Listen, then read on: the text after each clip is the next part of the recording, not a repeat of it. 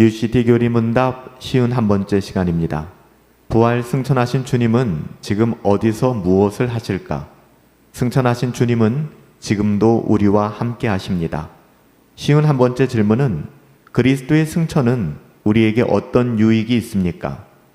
그리스도는 우리를 위해 육체를 입고 이 땅에 내려오신 것처럼 우리를 대신하여 육체를 입고 승천하셨습니다. 이제 아버지가 계신 곳에서 우리를 대변하시고 우리가 머물 장소를 준비하시며 자신의 영을 우리에게 보내십니다. 예수님의 공생애는 십자가와 부활로 끝나지 않았습니다. 부활하신 주님은 제자들과 40일 동안 함께 계시며 하나님의 나라의 일들을 말씀하시고 마침내 하늘로 승천하셨죠. 많은 사람들은 승천을 단순히 예수님이 하늘로 올라가신 사건 이 정도로 이해하지만 성경은 그 이상의 의미를 전하고 있습니다. 뉴시티 교리 문답 쉬운 한 번째 질문은 이렇게 말하죠. 그리스도는 우리를 위해 육신을 입고 이 땅에 내려오신 것처럼 우리를 대신하여 육신을 입고 승천하셨습니다. 이제 아버지가 계신 곳에서 우리를 대변하시고 우리가 머물 장소를 준비하시며 자신의 영을 우리에게 보내십니다. 쉬운 한 번째 교리 문답은 승천하신 주님이 지금 무엇을 하고 계신가에 대해 이야기하는 것인데요. 부활 승천하신 주님께서는 세 가지 직분을 감당하고 계십니다. 첫 번째는 왕으로서의 직분이고요. 두 번째는 제사장으로의 직분, 마지막 세 번째는 선지자로서의 직분이에요. 첫 번째 왕으로 다스리시는 예수 그리스도, 부활 승천하신 주님은 왕으로 우리를 다스리고 계십니다. 승천하셨다라는 이 사건은 그리스도의 즉위식과도 같아요. 왕으로 즉위하시는 것이죠. 주님은 십자가와 부활로 사탄과 죽음의 권세를 이기시고 하나님 보좌 우편에 앉으셨습니다. 에베소서 1장 21절에 보면 하나님이 모든 통치와 권세와 능력 위에 그를 높이셨다라고 기록하고 있죠. 왕으로서 주님은 만물을 다스리실 뿐만 아니라 그 통치로 자기 백성을 지키시며 선하게 인도하여 주십니다. 우리가 알 수 없는 고난과 혼란 속에서도 주님은 만물을 합력하여 선을 이루어 주시고요. 승천하신 왕께서는 지금도 우리의 삶과 역사를 주관하고 계십니다. 왕 되신 주님의 주권과 섭리가 그의 백성을 다스리고 계심을 우리가 기억하며 살아갈 때 우리는 선하신 하나님께 감사하게 될 수 있어요. 또한 그 어떤 고난과 어려움 속에서도 우리가 이해할 수 없고 우리가 받아낼 수 없는 그 환경과 상황 속에서도 잠시 낙심할 수는 있겠죠. 연약하니까요. 하지만 아주 절망의 자리로 떨어지지 않게 되는 거예요. 왕 되신 하나님이 우리를 통치하시기 때문입니다. 두 번째는 제사장으로서의 예수 그리스도의 사역입니다. 제사장으로서 우리를 위하여 중보하신다는 것이죠. 유일한 중보자가 예수 그리스도가 되십니다. 승천하신 주님은 단지 왕으로 다스리실 뿐만 아니라 제사장으로서 하나님 보좌 우편에서 우리를 변호하시고 우리를 위하여 간구하시며 중보하십니다. 로마서 8장 34절에 보시면 그리스도 예수는 죽으실 뿐 아니라 다시 살아나시니니 하나님 우편에 계신 자요 우리를 위하여 뭐 하신다고요? 간구하시는 자니라 라고 기록하고 있습니다.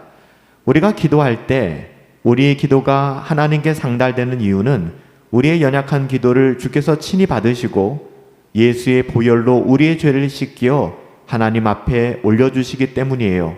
우리 주 예수 그리스도로 가능케 되는 것이죠. 우리가 하나님께 나아가고 하나님과 사귐이 있는 모든 근거는 예수님 때문에 가능한 것입니다.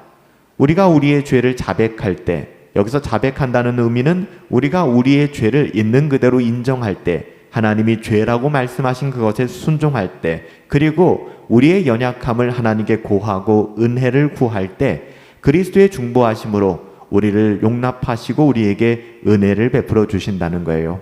그분은 우리의 왕이실 뿐만 아니라 우리를 위한 유일한 중보자이신 대제사장이 되십니다. 왕이실 뿐만 아니라 우리의 중보자이신 제사장으로서 우리와 지금도 함께 하시는 것이죠. 왕으로 제사장으로 우리와 함께 하시는 하나님, 마지막은 선지자로서 말씀하시는 예수 그리스도를 기억해야 합니다. 마지막 세 번째는 선지자로서의 예수님인데요. 예수님은 성령 하나님을 통해 지금도 선지자로서 우리에게 말씀하십니다. 성령님은 예수님을 증언하시고요. 우리의 마음을 열어 하나님의 말씀을 깨닫게 하십니다. 성령의 조명하심이 없다면 우리는 예수님이 전하신 그 복음의 말씀, 하나님의 말씀을 전혀 깨달을 수 없을 거예요. 우리가 말씀을 듣고 성경을 읽을 때 이것이 단순한 지식으로만 머물지 않고 우리의 영혼에 살아있는 하나님의 말씀으로 임하는 것은 바로 성령 하나님의 역사하심 때문입니다. 승천하신 주님은 지금도 성령 하나님을 통해 우리 안에 거하시며 하나님의 뜻을 알게 하시고 말씀을 통해 우리에게 위로와 확신을 갖게 하시는 것이죠. 주님이 부활하시고 승천하신 것은 그래요, 2000년 전 과거의 사건이지만 그 의미와 능력만큼은 오늘 이 시간에 전혀 변함없이 우리에게 유효합니다. 주님은 부활 승천하시고 아주 떠나가신 것이 아니에요. 고아와 같이 우리를 버려두시는 것이 아닙니다.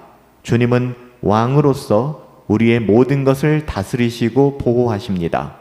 주님은 제사장으로서 하나님 앞에서 우리의 연약함을 중보하십니다. 주님은 선지자로서 우리에게 말씀하시고 하나님의 말씀을, 주님의 말씀을 깨닫게 하십니다.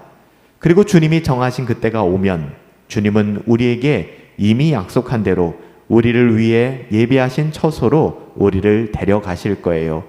요한복음 14장 2절부터 3절 말씀에 보면 내 아버지 집에는 거할 곳이 많다고 하셨잖아요. 내가 너희를 위하여 거처를 예비하러 가신다라고 말씀하셨죠. 내가 다시 올 텐데 내가 다시 와서 하는 것에 대하여 내가 다시 와서 너희를 내게로 영접하여 나 있는 곳에 너희도 있게 하리라 말씀해 주셨습니다.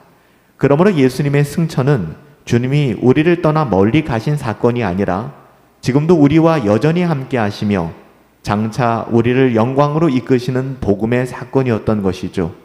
이 부활 승천의 신앙이 오늘을 살아가는 우리의 삶에 참된 확신과 위로가 되기를 예수님의 이름으로 축복합니다. 살아계신 아버지 하나님, 부활하시고 승천하신 주님은 우리 곁을 멀리 떠나 어디로 가신 것이 아니라 우리 안에 여전히 함께 하심을 알게 하여 주시니 감사합니다. 왕으로 친히 우리를 다스리시고 보호하시며 제사장으로서 우리의 연약함을 아버지 하나님 앞에서 중보하여 주시고 더불어 선지자로서 주의 말씀을 깨닫게 하시고 주의 말씀을 따라 살아갈 수 있도록 성령 하나님을 통해 역사하여 주심을 감사드립니다. 그리스도께서 승천하심이 우리에게 이런 유익이 있사오니 주님 다시 오실 날을 바라보고 이 세상에 썩어질 어떠함이 아니라 하나님의 나라의 영광을 사모하며 부활 소망을 가지고 살아갈 수 있도록 은혜 베풀어 주옵소서. 존귀하신 예수님의 이름으로 기도하옵나이다. 아멘.